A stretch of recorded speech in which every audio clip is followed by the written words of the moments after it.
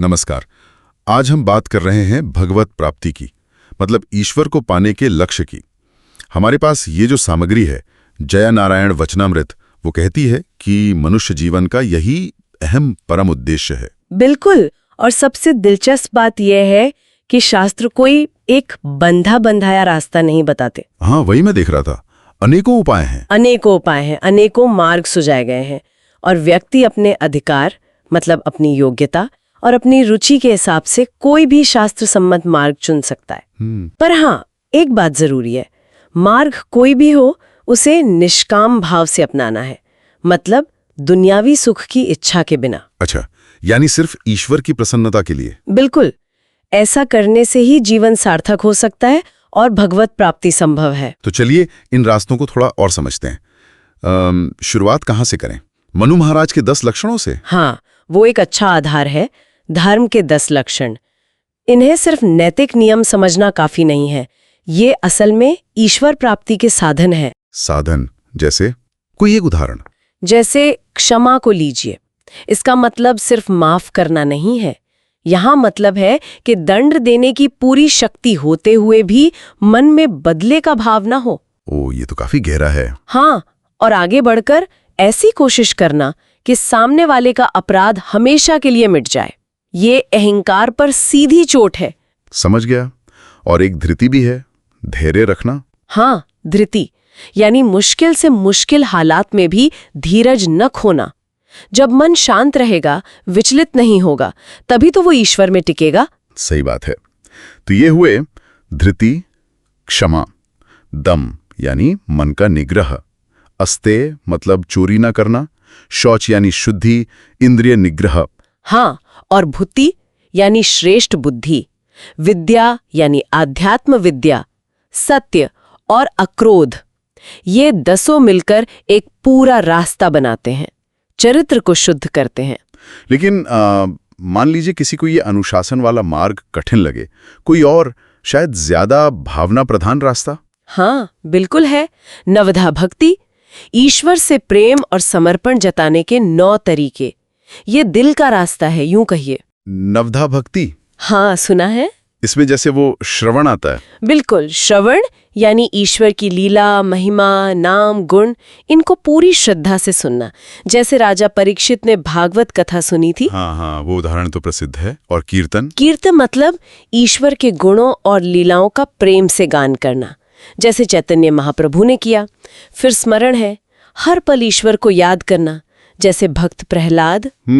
इसी तरह पाद सेवन है, अर्चन, वंदन, दास्य भाव, सख्य भाव, और अंत में आत्मनिवेदन यानी खुद को पूरी तरह सौंप देना। ये तो बहुत सुंदर है। हर एक अपने आप में पूरा मार्ग लगता है। हाँ, हर तरीका ईश्वर से एक अलग गहरा रिश्ता बनाने का जरिया है। अच्छा, इसके अलावा वो अष्टांग योग का भी जिक्र है ना, पतंजलि का? हाँ, यम नियम। हाँ, महर्षि पतंजलि का अष्टांग योग, यम, नियम, आसन, प्राणायाम, प्रत्याहार, धारणा, ध्यान और समाधि, ये एक और प्रमुख मार्ग है। ये भक्ति मार्ग से कैसे अलग है? इसमें भी तो ईश्वर प्रणिधान आता है नियम में। हाँ, ईश्वर प्रणिधान है, लेकिन इसका जोर मुख्य रूप से चित्त की वृत्तियों को रोकने पर है, मन और शरीर पर नियंत्रण के जरिए।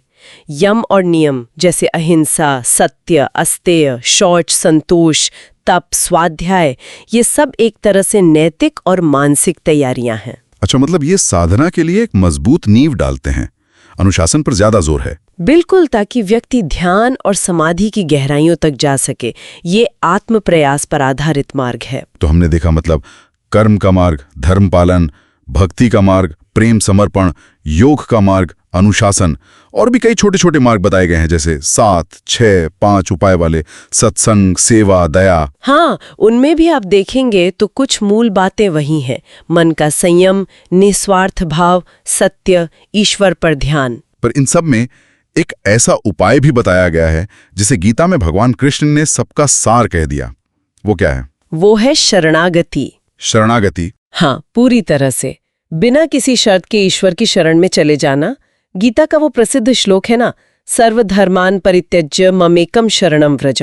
हाँ, अहम त्वा सर्व पापेभ्यो मोक्षयिष्यामि मा शुचः। बिल्कुल। मतलब सब आश्रय छोड़कर बस एक मेरी शरण में आ जाओ, मैं तुम्हें सारे पापों से मुक्त कर दूंगा, डरो मत। ये भगवान का सीधा आश्वासन है। ये तो बहुत बड़ी बात है। श्री राम का भी वचन है शायद ऐसा ही कुछ, कि जो एक बार कह दे मैं तेरा हूं। हाँ बिल्कुल, कि जो एक बार भी सच्चे मन से कह दे कि मैं तेरा हूं, उसे वे सभी भयों से अभय कर देते हैं। इसीलिए इसे परम उपाय, सबसे सीधा रास्ता माना गया है। क्यों? मतलब ये सबसे आसान है? आसान से ज्यादा ये सबसे भरोसे वाला मार्ग है। इसमें भक्त अपने बल पर नहीं, ईश्वर की कृपा पर निर्भर करता है। कर्तापन का भाव छूट जाता है। जहां दूसरे मार्गों में मैं कर रहा हूं, ये भाव रह सकता है। शरणागति में मैं को ही ईश्वर को सौंप दिया जाता है।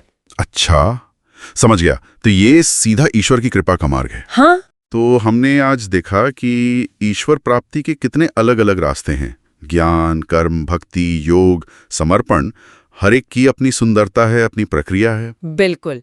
और सबसे महत्वपूर्ण ये है कि व्यक्ति अपनी प्रकृति, अपनी क्षमता को समझे और किसी एक मार्ग को पूरी निष्ठा से, और जैसा हमने शुरू में कहा, निष्काम भाव से अपनाए। हाँ, क्योंकि अंततः तो सभी मार्ग उसी एक परम सत्य की ओर ही ले जाते हैं ना? है ना? निश्चित रूप से। आज के इस चर्चा से एक विचार मन में आ रहा है। ये जो इतने सारे अलग अलग रास्ते दिख रहे हैं, ज्ञान, भक्ति, योग, शरणागति, इनके मूल में, इनके भीतर वो कौन सी एक चीज है जो सब में कॉमन है? मतलब वो धागा कौन सा है जो इन सबको जोड़ता है? क्या वो अटूट विश्वास है, या अनुशासन, या प्रेम, या फिर वो जो आपने कहा कर्तापन का त्याग, या शायद इन सब का कोई मिश्रण? ये सोचने वाली बात है।